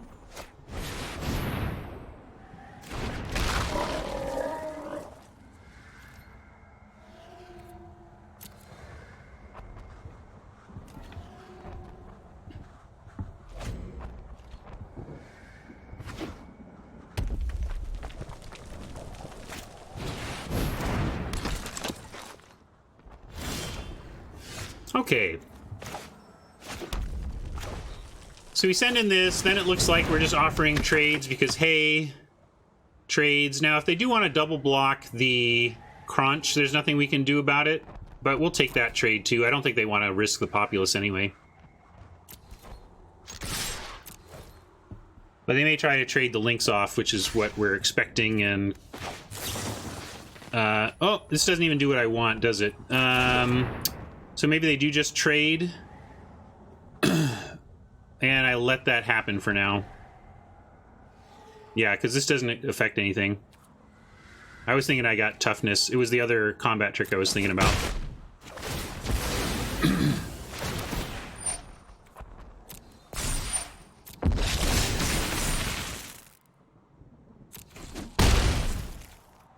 Also, Defiant Strike. They should not... it should have First Strike, right? Like, Defiant Strike just makes me feel like it should add First Strike. That has nothing to do with that particular sequencing. It's just a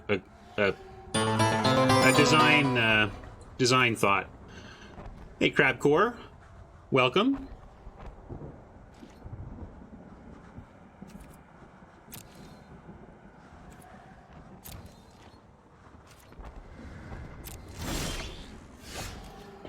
So, do we offer Populace for Populace?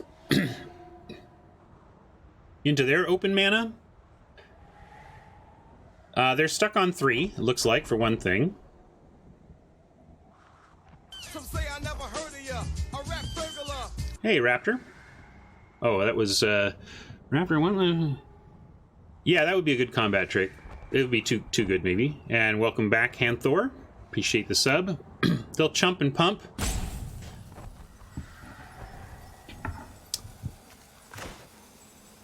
I'm gonna actually just put out the Rager and pass.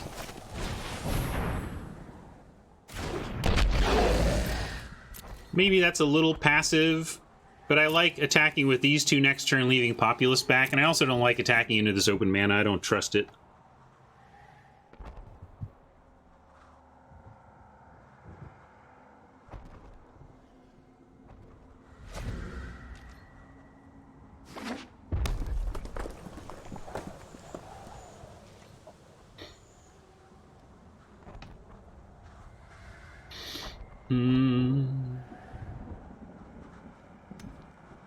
Let's see.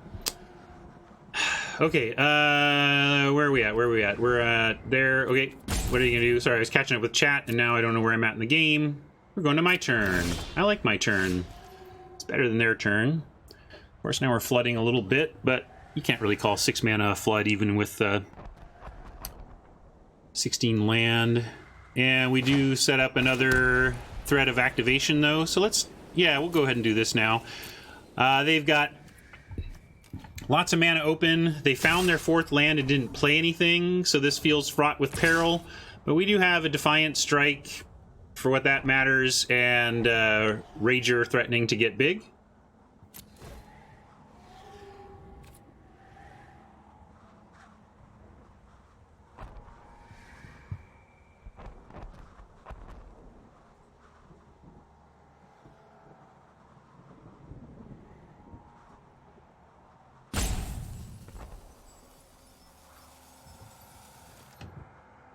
Yeah, it could be Divine Arrow. I'm assuming we're losing something here. I'm just hoping it's to avoid a blowout. And I think we get to avoid a blowout because, like, I think at most they can do is do some 1/1 type trading. And yeah, we'll activate Rager. Make him do something. I'm even willing to activate it all the way and leave this strike stranded for now. I feel like this is where they kill the Rager, but we didn't have really anything else relevant to do. So they may think they're, haha, we're getting them, but it's like we didn't have anything else to do, so...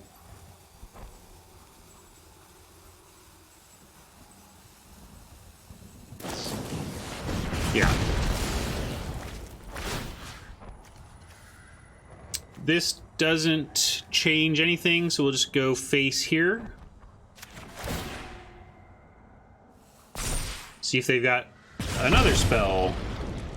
Probably not, though, because they were stuck on 3 and didn't cast anything. So...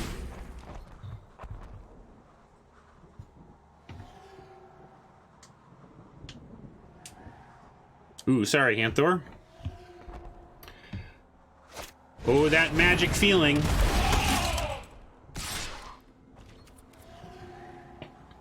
Interesting trade offer. I'm gonna say no blocks and oh, come on with the land. Kind of want to do this first. It doesn't change any of the combat scenarios. They're not going to block this anyway, so I'm going to throw this on the Populace. Hey, and that's exactly why I wanted to do it, so that in case something like this came, we could have an effective Wanderer's Strike, or, you know, do something ahead of combat. And we'll go ahead and offer them the Crunch for the Sergeant and get rid of that Populace.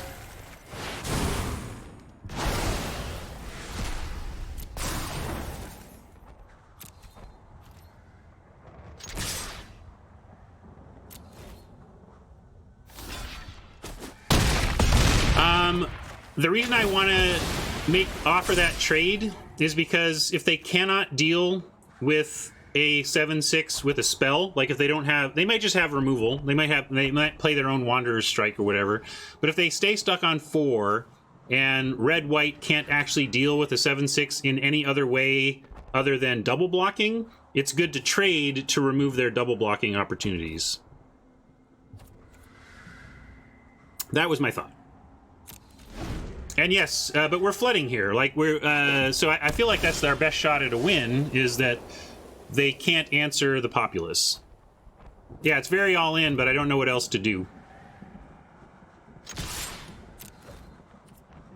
I don't know if I chump attack to avoid Triumph. That seems a little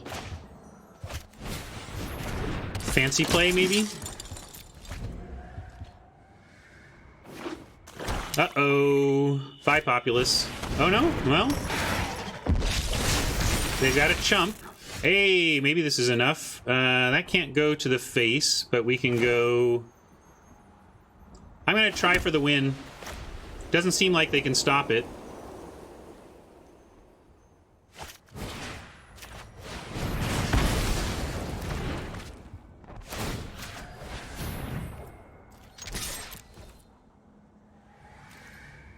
Oh, we couldn't go face here.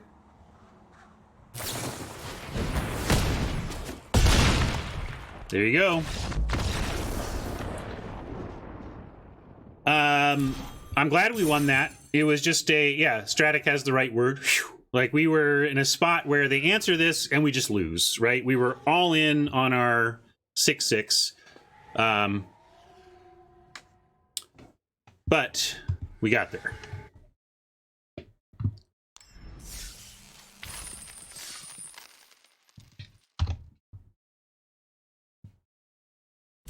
Honestly, when they hit 5 mana, my heart sank because I figured they would have Wanderer's Strike.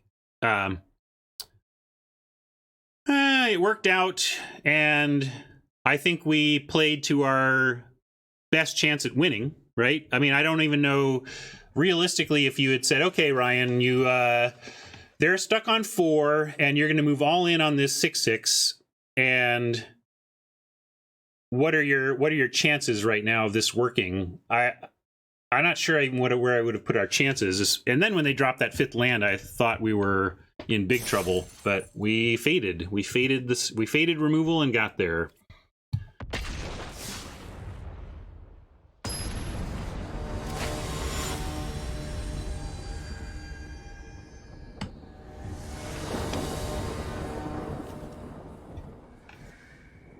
Okay, another fine-looking start. We'll see how well it holds up to contact with the enemy.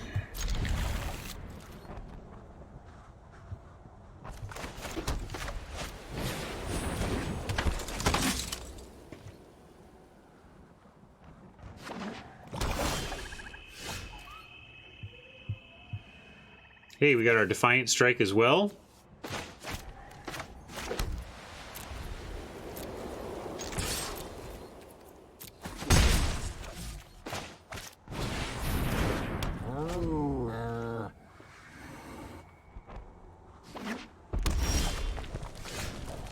All right, it passed the turn pretty quickly from Oppo's side, so maybe they don't have any instants here.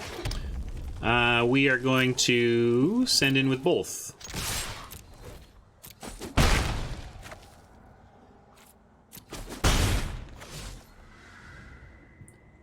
Apparition, nah, we're just going to add to the board power.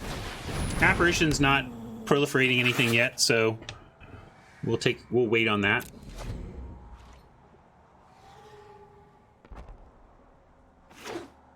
Pyrohelix would be awful for us here. We'd probably just lose to a Pyrohelix.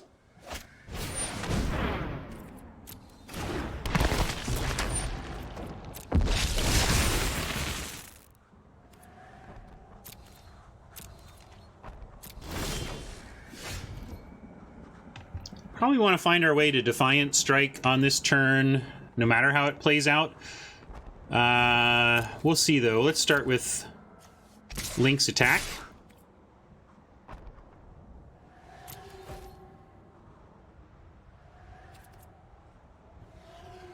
Maybe we don't need to. Yeah, but I want to find a land, so I'm going to go ahead and do this now.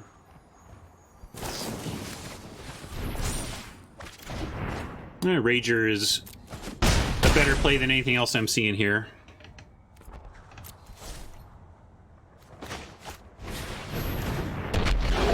New brew, we didn't want this, but the bots insisted. The bots refused to take white cards and forced us to do it.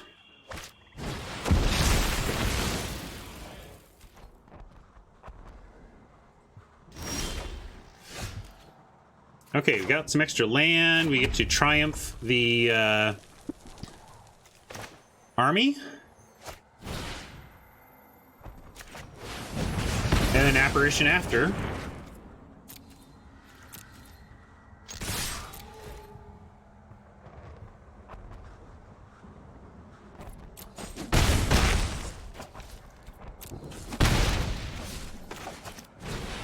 Now, if we get land, we have Griffin. If we don't get land, we have double Rager or whatever we draw.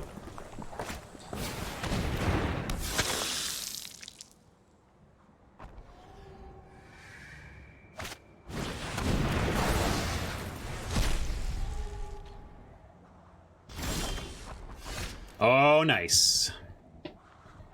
Oh, yeah, baby. we'll figure out where to throw this after blocks, but that's a good draw. Barring land would be good too, but as far as spells to draw, that's a good one. And yeah, we'll go ahead and do it right there.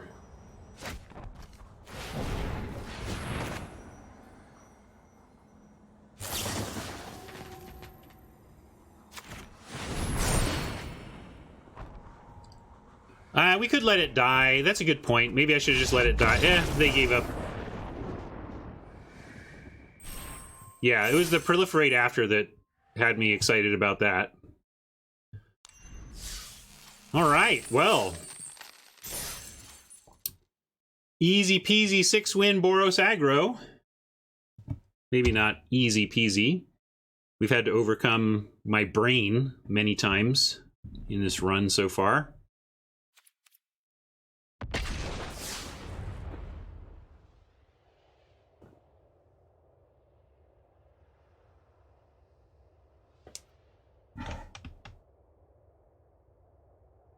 Yeah, putting on the flyer makes some sense too. I didn't think about the death trigger there. Probably should have just let that go and put it elsewhere. I mean, we had such advantage it didn't matter too much, but that's the place where you do want to make sure you're looking for your edges, right? All right.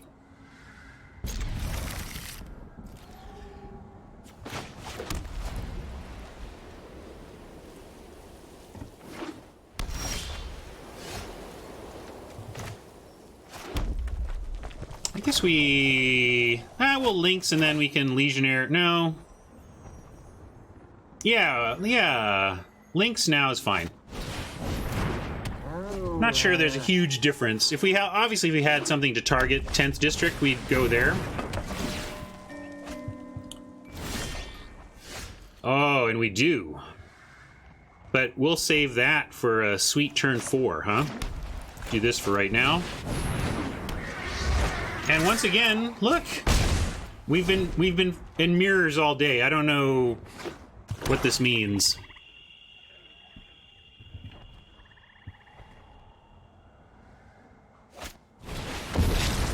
Oh, ouch. They're not gonna like what they see. What do you take here? Probably promotion, even? The thing is, promotion and apparition being left still let me make really good use of that. Yeah.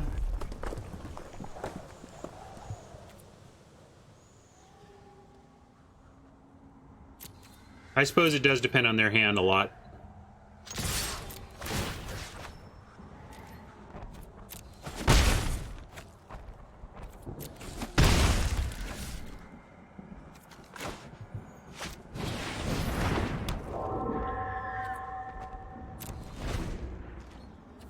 We may do this for value before untap. We'll see.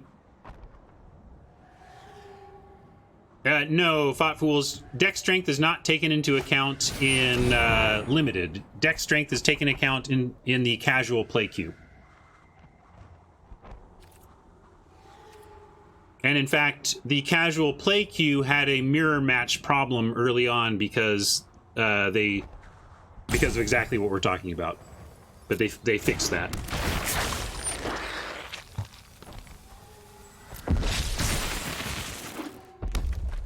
Still, they don't have any good blocks. They don't have any blocks. We're going to fly anywhere anyway. And they're down to 1 land available, and there's no shock in the format, right? So I'm going to go ahead and promote the Lynx now. They know about it anyway, so it's not going to be a super effective combat trick.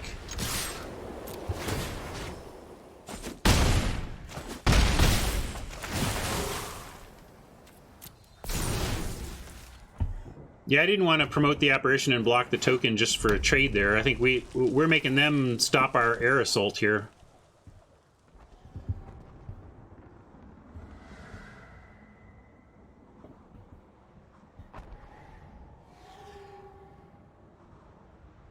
Oh, it gives first strike. Sorry, too many words on there. I still don't read my cards, I guess. So that would have been a reasonable spot. Yeah, you're right. Did they have mana up? I guess they didn't have mana up either, so that would have been a totally reasonable take for sure.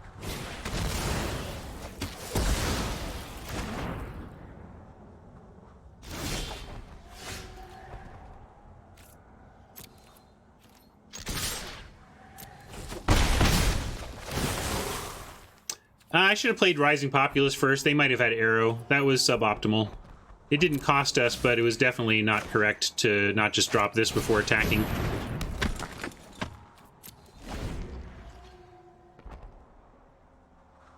Yeah, Sir Elgar, thanks. I was playing around Samut Sprint. That's it. Not failing to read my cards. No problem. Easy 7 win. I don't know, folks. No bombs at all. No bombs at all. Just hardcore aggro.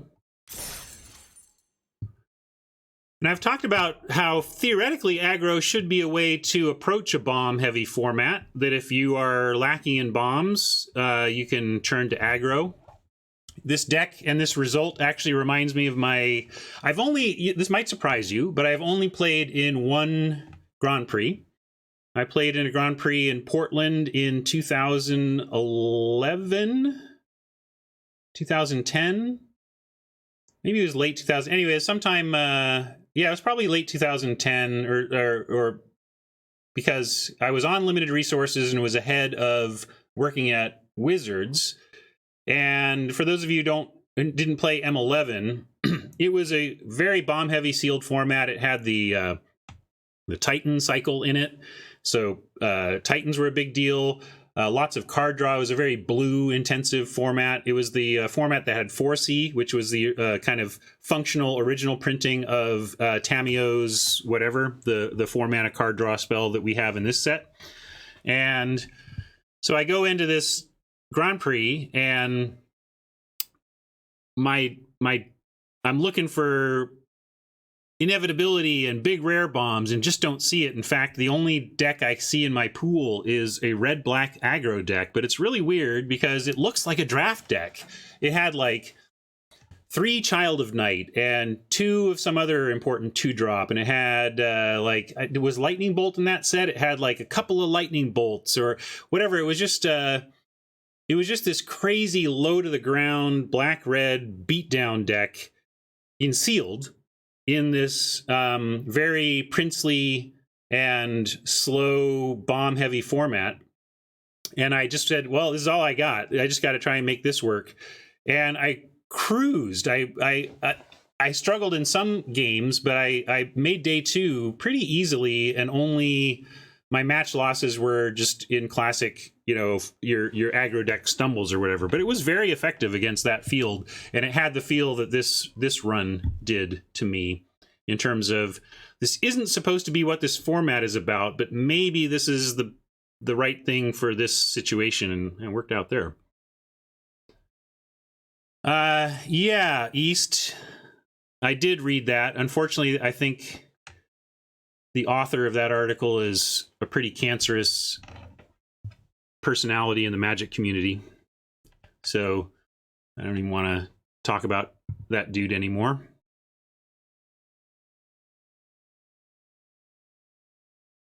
What are some other thoughts on what does this mean? Let's claim our prize and open some packs.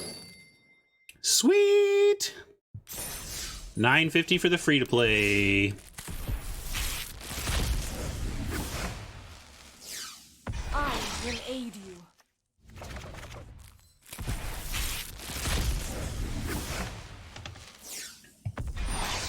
Massacre Girl. Flashbacks. PTSD.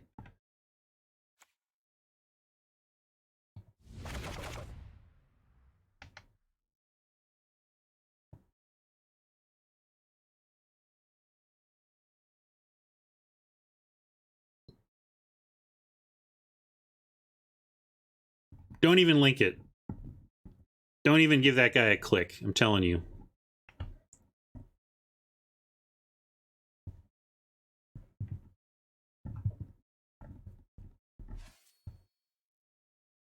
Well, it's 11 o'clock. If we got some time, we could switch to constructed dabbling. Nick was talking earlier about how Jay was working on a brew. We could take an advanced peek at the brew that Jay is working on this week. Or, if the list is in that thread, I could probably pick it up really quick. But I'll put it to you all. I can start another draft too, so we'll figure out if we want to draft or brew. Those are your choices.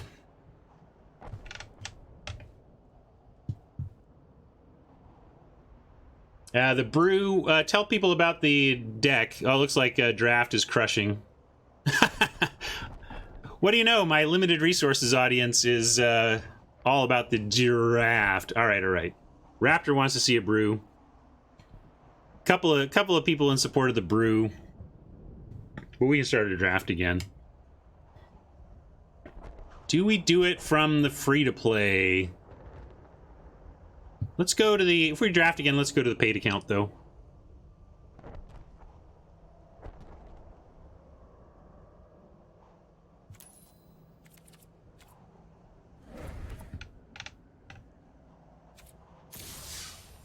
$19-2. I know my audience, I guess. I guess if I knew my audience, I wouldn't have bothered with the poll. But, you know.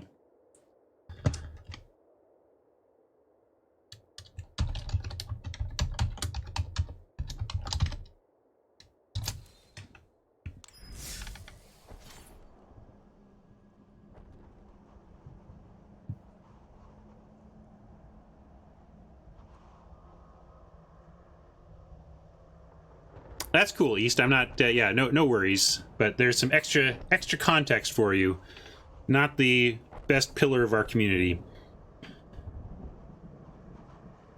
Basically, he's pretty toxic on Twitter in ways that just like, you're not making our game better, man.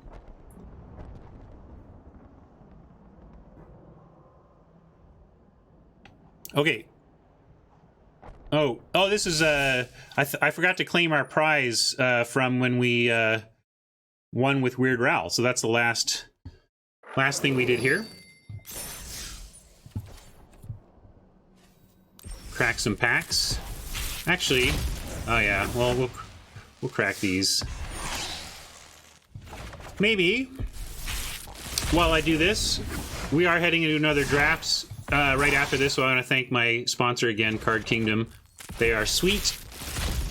You can check them out at cardkingdom.com for all of your online Magic shopping needs. If you're local to the Seattle area, you can check out their brick and mortar at Mox Boarding House, and there are 2 locations there. If you are ever visiting our fair city here in Seattle, and you're watching this stream, then you are basically obligated to check out a Mox Boarding House store before you leave the city. So,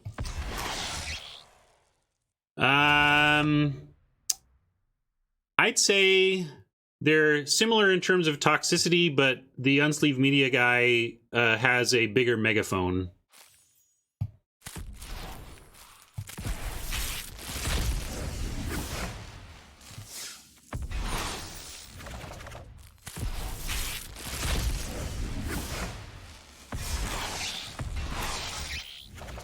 Anyway, yes.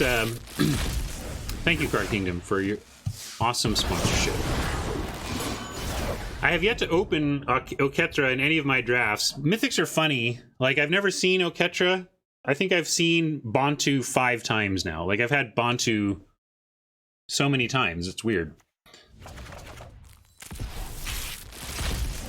how that chance works out.